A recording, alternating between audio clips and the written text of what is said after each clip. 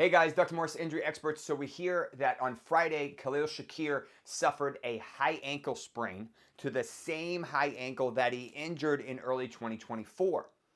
That tells me that that tissue never properly healed and he just re-aggravated it probably on a relatively straightforward drill. Now, we're expecting to miss him to miss probably the rest of the preseason, even though it just started. And I would not be surprised if he misses week 1 or week 2.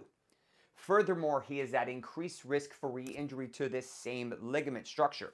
If we look here, the high ankle structure is this, and there's another one here.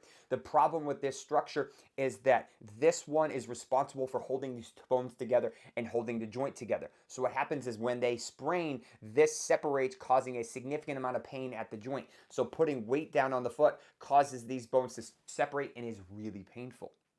With that being said, that's the biggest problem with these. You can run straight forward in a couple weeks, but it's the rotational cutting stuff that really causes a lot of the problems. And that's why most of these guys will have issues for at least a couple weeks. I remember in the past, Alvin Kamara even saying it took him up to 6 months to fully return to cutting and juking and everything like that because this ligament is so frustrating.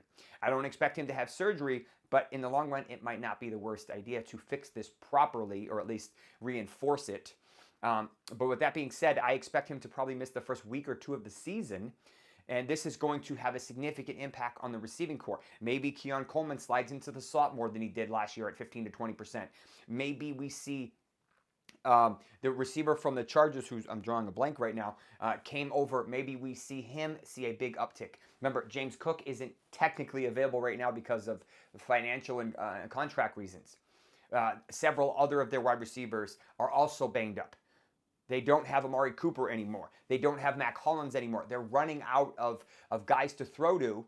And Dalton Kincaid is dealing with a knee issue that is probably a re-aggravation of his issue from last year.